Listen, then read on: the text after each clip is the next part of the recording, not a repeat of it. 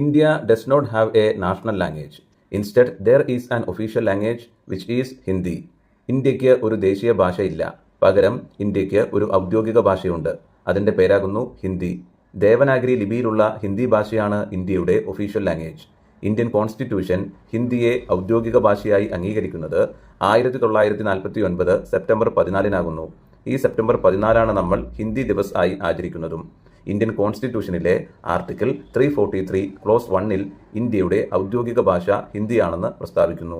ഹിന്ദി ഭാഷയുടെ വ്യാപനം പ്രോത്സാഹിപ്പിക്കണമെന്ന് യൂണിയനോട്, അതായത് സെൻട്രൽ ഗവൺമെന്റിനോട് ഇന്ത്യൻ കോൺസ്റ്റിറ്റ്യൂഷൻ പറയുന്ന ആർട്ടിക്കിൾ ആകുന്നു ആർട്ടിക്കിൾ 351.